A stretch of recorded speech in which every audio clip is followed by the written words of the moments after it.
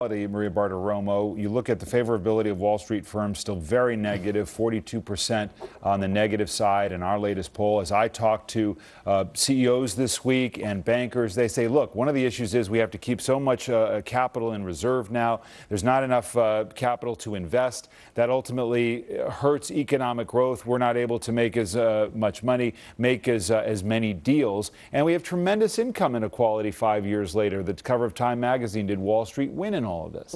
You mentioned very important points. I agree with all that has been said. On the capital front, capital has doubled.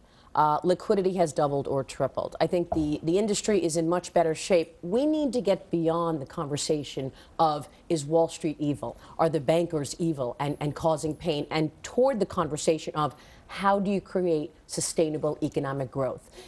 That will answer the issue of inequality, because with growth comes jobs. So we need to come together and figure out how businesses, banks included, are actually going to spend that money. Trillions of dollars on the balance sheet. You're right, they're sitting on it, but the idea that capital has been raised is absolutely a positive, not a negative, the fact that they have this in reserve.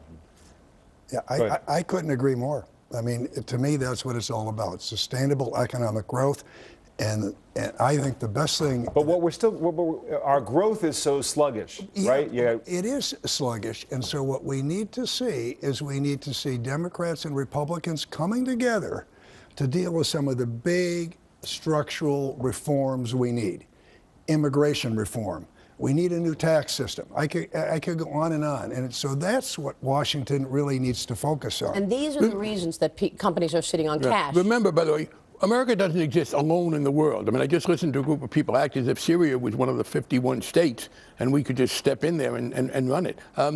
We deal in an international world. If you look at the developed economies, yes, we're not doing as well as we'd like, but we're doing better than any other, just about. And these are our customers. And there's a slowdown in China. So given the economic reality, I think we're doing well. I do want to add one thing, though, to your question about those poor, beleaguered bankers who have been forced to do so much to keep from not being able to pay their debts that they can't lend money. If they really are running businesses that are so stressed that they can't do their basic work, why are they paying themselves so much money?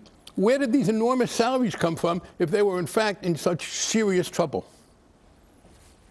Right. Thank you for giving me that one. Okay. But your point is to get beyond some of the resentment of the bankers and get to a place where